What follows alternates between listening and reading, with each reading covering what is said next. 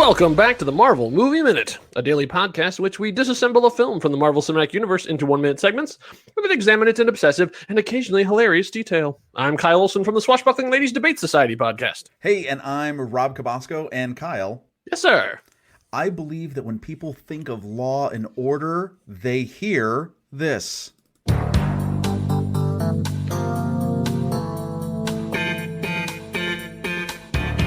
Now, Law and Order is not just an American show. That show has iterations that are in different countries. The theme may be a little different. But, that's not what I hear when I think of Law and Order. I hear this. All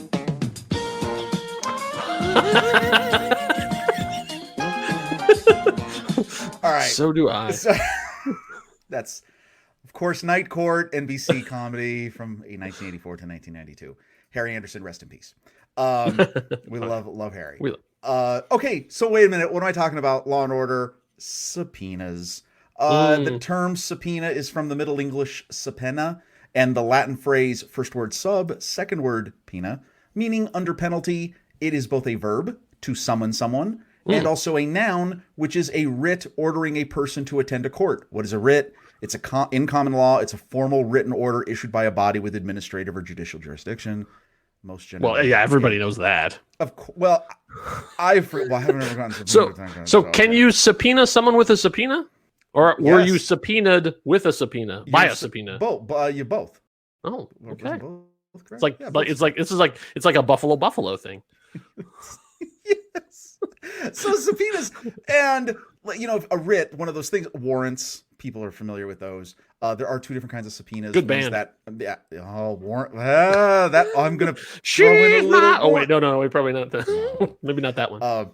And so look at what are these for? This is to request either evidence or your appearance before some sort of legislative or court appointed body.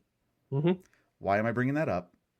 Well, we'll be dealing with those in this video. And interestingly enough, not the only Night Court reference we'll be making in the next couple of minutes here. So, but let's get started on minute 11 of Iron Man 2 from 2010, directed by Mr. Jon Favreau. But to have as we're transitioning from one thing to another, we knew that we could not handle such a monumental task alone. So we've reached out and we've enlisted the help of acclaimed author Ryan Dalton. There he is. I have a theme song now. You didn't know. Okay. Well, I'll say we'll put it in the mix so everybody can hear it. Yes, he might be Batman. Yes, but we definitely know that he's an author. Ryan is a friend of ours, and also he is. You can find his stuff on Amazon and all sorts wherever your local awesome books are there. And if they don't have their books, then how good of a bookseller can they be? I don't want to make enemies out of booksellers, so you said it, I didn't. That's right. We're going to stir up some controversy on the Marvel movie. I'm sure they're all fine, upstanding, wonderful booksellers, every single one of them. No, there's some bad ones out there. So what is your basic gut check feeling about Iron Man 2 in regards to the MCU? I really like it. In fact, I hear mostly people not liking it when it comes up, like online and things. But I know you're one of them. But I unabashedly enjoy it. Well, of course, there are some flaws in there. There are points that I don't like. But I don't know. I think it's a good sequel ultimately, and I think there's a lot of fun moments. I think there's some cool things that are like fan service in a good way, like things we can't talk about yet because it's not in the minutes I'm here to talk about. So, yeah. But no, I'm very much a fan of this movie. Just for the record, I would like to add that, Ryan, you are a handsome and intelligent man whose opinion holds great weight in the movie. I concur. This is why I come brought on you on. Stab me in the back. Come on, Dalton. All right, so let's get into it here. So we pick up where we left off, which is the first appearance of Happy Hogan, and it's POV time, because what better way to do the exact same scene they did in Iron Man 1, but change the point of view to make it look new and different and interesting. So this time we get to be inside of Tony's head as he goes away, and this would have been a really easy day of filming for Robert Downey Jr. because he wasn't there. They basically had him come in afterwards and record all the voiceover. So, hey, I guess it's a way to save costs. Yeah, not bad. So this was actually shot at the Ramon C. Cortines School of Visual and Visual and Performing Arts in Los Angeles. So this we're supposed to be in Jersey, but still in Los Angeles. To the magic of film. That's right. So we come through. We see, of course, because it's Tony Stark, and this is the worst of Tony Stark we're seeing in this movie. There's a gaggle of I don't know what do you call a group of female fans that are waiting outside there? A Twilight. A Twilight. Oh, a Twilight. That's good. A Twilight of fans in there, and then one of them, of course, slips him her number. At this point, I don't know. Do we know exactly what the relationship of Tony and is? I mean, they were sort of together at the end of Iron Man, but not. So I guess he's single-ish. He's single. Yeah, here he's still. Yeah, definitely single. I don't think there's anything. Yeah, I think he's mostly single. Okay, mostly single. I think he's single. It's like single, but it's complicated. If you can. Oh yes, yeah, okay, yeah. And we don't know who the woman here who says "call me" gives him the number. No, I could not find who that was. No. Yeah. It was unless it was, I mean, just assume it was under extras. Like they didn't have her credited as, girl with pen. I don't know. Right. Although if she spoke, she might have actually gotten her SAG card out of that. True. I kind of feel like that line was dubbed. Because like as you look at it, like you don't actually see her, like you sort of like she's sort of off screen. She says a little like "call me," like so it might have been just some voice work afterwards. Yeah, exactly. I'm not sure. She does get shoved then by Happy. She immediately gets just taken out of frame. Yeah, that's right. That's his job. Happy is doing his job. He's clearing a path for his charge. So we have our first celebrity cameo then. Because celebrity being a loose term, but that's Larry Ellison, a CEO of Oracle. And why is he in this movie? Because he paid a bunch of money to be in it. That's why. Yeah. Oracle wrote a nice fat check to the production so they could be featured and to have him on there. Because when you're a billionaire, that's what you do with your money. Do you know what else are you going to do with it? Well, exactly. I mean, how much exactly? I mean, you can only buy so many islands. Well, I didn't realize this. Okay, first of all, I didn't realize at the time we're recording, he's 76. Really? Yeah, I did just not even think of that. You think of the 90s when Oracle was, everyone learned who Oracle was after they buy Sun Microsystems and all the database work and everything they do. Now they're the infrastructure behind so much stuff. But okay, even today on the top 5 billionaires list, he's at 5. I mean, you wouldn't think that. I mean, Bezos, Gates, the guy who owns Bernard Arnault, who basically owns Louis Vuitton, Dior, Sephora. He's at number 3. Warren Buffett is 4. Larry's 5. Okay. The Monopoly Man is 6. The guy with the monocle in there. Nice. Uncle Moneybags? Well, I'm trying to remember what his. I thought he had an official name, but I can't remember it now. If that wasn't his name, it is now. Headcanon accepted. Now when you said we have our first cameo, I thought right before we bump into Larry Ellison here, we bump into a couple children. I thought you were referring to another. Oh yeah, that's a possibility too. We have a kid here who's wearing one of the Iron Man helmets. That was a real product that they put out when the first movie came out, and he's actually has repulsors on his hands. So that was pretty good. We'll see him again later, and if you depend on who you believe, perhaps this is a future Marvel hero that is visiting the expo at this time. The god of retcons is working. That's right. That's right. Let's see. Then we have the most important cameo, of course. Then, as they go down the stairs, we see the great Stan Lee, creator or co-creator, I should say, of Iron Man. Here they have him dressed like Larry King, and that's the joke. Is but when you see him with the glasses and the suspenders. Yeah, like Stan Lee could stand in for Larry King at this time. I mean, it really is kind of eerie how much they look alike. He was Hugh Hefner in the last one, right? And now here he is. Is that the joke? Why? I mean, the background of this and that. I mean, they could have gotten Larry King. They could have absolutely gotten Larry King. Yeah. Larry totally would have done this at this point. I mean, he would have cared, right? So is that like the original idea here early on? Is Stan Lee is the cameo as other people?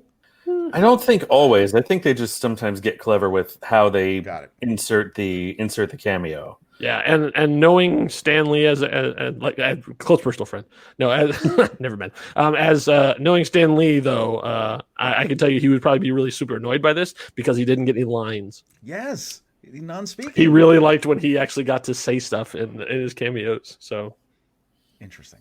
Yeah. So as we push on through, then there's a very, very, very brief cameo, and when I say very brief, I mean like maybe 2 or 3 frames. Yeah. You'll have to go back and watch the movie and pause at the exact right moment. When they're in the elevator with Tony Stark are Seth Green and his wife, Claire Grant.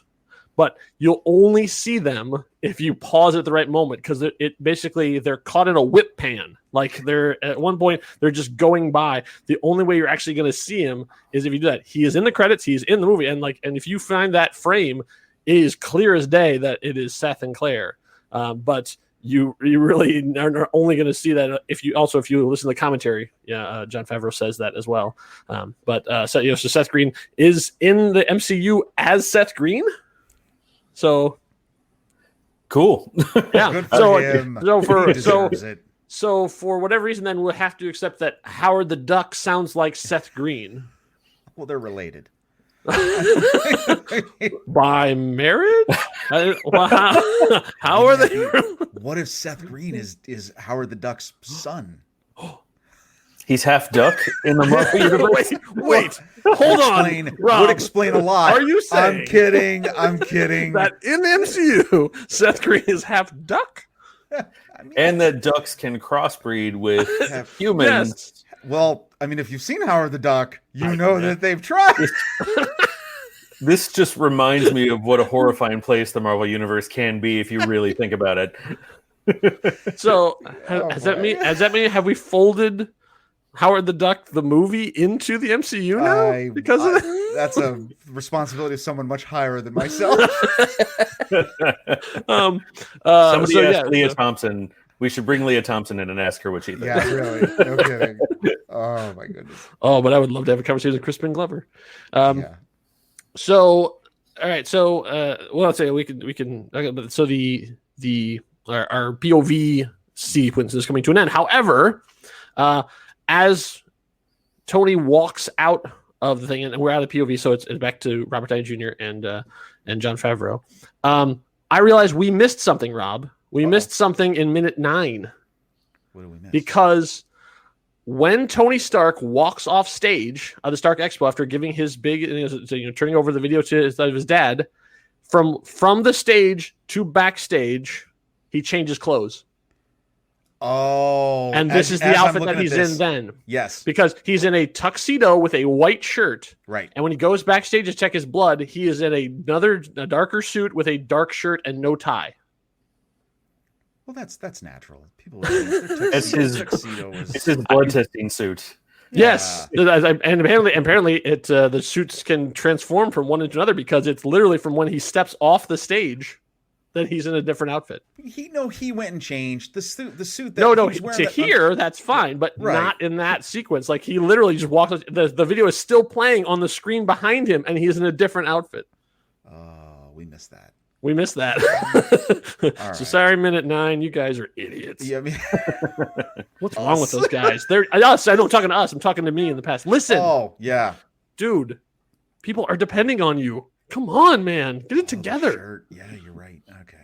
Yeah. I still so like that's the outfit he's in here. So they step out into some product placement. And so the product placement is so blatant that even in the commentary, Jon Favreau says, "Hey, look, it's our product placement." Because this is the Audi R8 Spider. And now a small commercial for the Audi R8 Spider from our friends at Wikipedia, because the 5.2 liter FSI V10 in the R8 Spider delivers a maximum output of 525 horsepower at 8,000 RPMs, revolutions per minute, and has a rather high compression ratio of 12.5 to 1 in order to get the most out of the high revving, naturally aspirated power plant. With a weight of only 3,792 pounds, the R8 Spider is able to sprint from 0 to 60 miles per hour, mph, in under 4.1 seconds. Go from 0 to 125 in a little over 12.7 seconds to reach a top speed of 194.49 miles per hour, all while consuming 15.9 miles per gallon in the manual transmission version or 16.92 miles per gallon in the R-Tronic variant. Boom, gearheads, you're welcome. And Kyle, although that is all true, you also could have added that this particular model was based on the Audi Le Mans Quattro concept car, which first appeared at the 2003 International Geneva Motor Show and the 2003 Frankfurt International Motor Show. The R8 road car was officially launched at the Paris Auto Show on September 30th, 2006. That's true. I assumed everyone would know that, but you're also, right. We need to make sure that we talk about it. The top goes down too. Just one. Oh, it's a convertible. Did we mention it's a convertible? It's a convertible. And in the background, as they're walking out, you can hear the song that we talked about in the last one, "Make Way for Tomorrow Today," written by the Shermans. Oh yeah. And also for those eagle-eyed, as we talked about in a previous minute, this is the Red X logo everywhere. Mm-hmm. So there are reasons that, it changed obviously in the color consistency, but it's everywhere here. They actually have appliques on the glass windows and the doors as they're walking out. There's wraps around the columns and everything. It's all the Red X. So we discover Kate Mara. So it's one of those things where you're like, what the heck are you doing in this movie? Well, it's like everybody has to work their way up. So she has 65 credits on IMDb. She had both been in Ed and Jack and Bobby, which is interesting because we had just talked about how John Slattery had been in Ed and Jack and Bobby. Yeah. She had also done episodes 24 and Entourage. After this, she would go on to do House of Cards and Pose. And this is not the last time that she would be in a superhero movie because, of course, she was Sue Storm in Fantastic Four. Or Fan4astic 4 if you look at the logo. Yeah, and that wah wasn't for her. It was for the entire endeavor that movie was. Yeah. Oh, man. I mean, how can you make Michael B. Jordan be not lovable? Like, we are. I will officially declare that Marvel Movie Minute will not be doing a minute by minute of any of the Fantastic Four movies. Oh, that makes me sad, but okay. From the past. Future? Maybe. You should just do one for the Incredibles. It'd be that's what it should be. The best. Yeah, The Incredibles is the best Fantastic Four movie ever made. And her character have a name? Marshall. Marshall. Okay. Mm-hmm. So she's leaning up against the car. There is some, shall we say, some chauvinistic dialogue here between Tony and Happy. And sadly, not the last chauvinistic dialogue we're going to hear in Iron Man 2. No, it's not. Now, truth be said, it is part of the embellishment of this character. Tony Stark at this point is not at his best. No. And we're obviously seeing that. So, as they come up to the car, he, certainly, she come with the car, and then there's some talk between them about that. And then when he asks her name, she says Marshall, which is funny. Yeah. Right, that's funny. Good. And actually, I love the way she's played this character because it's playful in some icky ways, but she also is in full control of the situation. Yes. And in story wise, it was a smart move sending her. Yes. So I'm not like condemning this as in the Michael Bay world where every single woman that shows up in a Michael Bay movie is either a shrew or a supermodel. Right. But this was a smart move on whoever it was, if we're assuming the Senators or the Marshall Nation. Like, of course, this is who you would send to serve as Sabina to Tony Stark because she would be the one who could get closest. That's smart. And yet at the same time, it is fun to watch her because she's having fun in her own way. Yep. While he thinks they're having fun in a different way, and she's, I think, enjoying being completely unaffected by him, and then waiting for the moment she can show him her badge and the subpoena and everything. And you can see her just biding her time before she gets to the fun part. Right. Yeah, I think you're saying Marshall, and he says, "I like it, Irish." What are you up to later? Serving subpoenas. And then bam. Okay, so then we get to see a defining character trait here developed for the first time. I don't like to be handed things. So I was curious, what do people think about this? So I went online to read why is that a thing? And Oh my, I did not realize that quite the can I would be opening up, because this is a hot topic on all sorts of MCU boards. People are still like talking about this and wondering about this. And so there's a lot of different theories about why this is. Some people think it's because they want to show his eccentricities in a, like instead of having him walking around, with long nails and Kleenex boxes on his feet, like to have that sort of reinventor thing. Like this is part of the OCD thing. Some people think it's a germaphobe thing. He doesn't like other people outside of his thing. Some people, actually, one thing I thought was an interesting take was they were saying this is part of his PTSD because he doesn't like people stepping within his territorial bubble.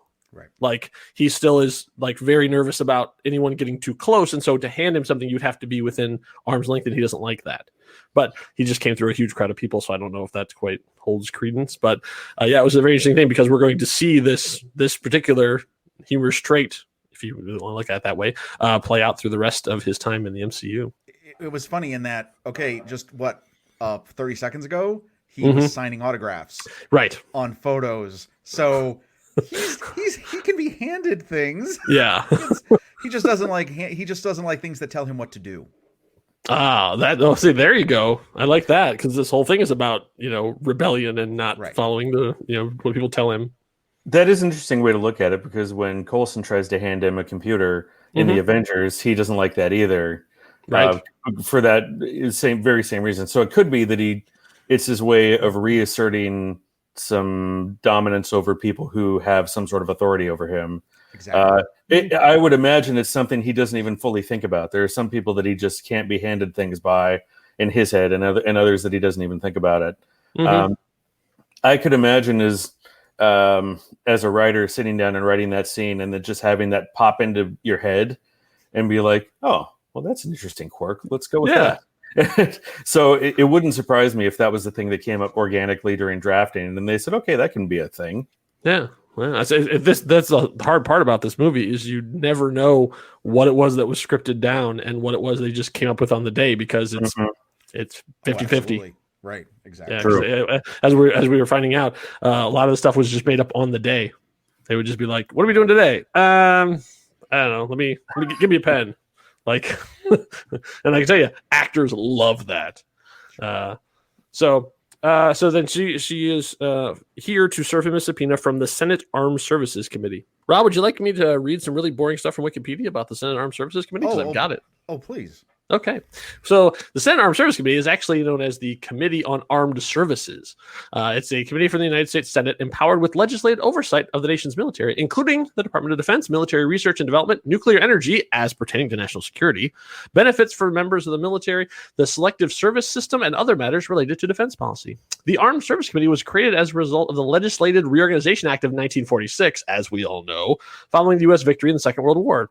It merged the responsibilities of the Committee on Naval Affairs, which was established in 1816, and the Committee on Military Affairs, which was established in 1816 as well. What would we do without Wikipedia? I know, right? Because it would just be... I'd have to go to find an encyclopedia. I mean, this is the group of people who control the bombs. Yeah, that's right. That's the other way to look at it. And we're going to meet them here shortly. Yes, we will. This was cool. I mean, they have a little conversation then about the badge at the end. Right. Oh no, and he's got the whole thing with, can I see a badge? And then I love Happy. I love the trifecta here of, can I see the badge? He likes the badge. I still like it. Yep. It's very nice. Yeah, and that is where and then after that conversation, that is where our minute comes to an end. So we'll find out if he still likes the badge. I guess we'll find out. Yeah. Oh boy, very nice. Yeah. All right, so we'll find out like what happens now. Is Tony Stark going to jail? What'll happen? Find out in minute 12. In the meantime, if you want to find out more about what's going on with us or with other shows on the next reel, you can do so on Instagram. We made a big push into Instagram because we're having a lot of fun over there. We've got some really cool mini videos that we're putting up, and we're talking about other shows. And it's a lot less evil than Facebook. Not entirely unevil, but less. And that's all we're looking for these days. So follow us over there at The Next Reel.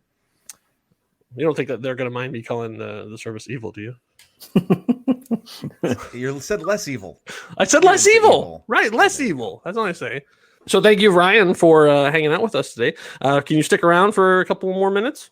Happy to, yeah. Ooh, hooray. Awesome. All right, so join us back here for minute 12, and we're going to get into some intense driving action and political intrigue, and not a sign of a suit anywhere.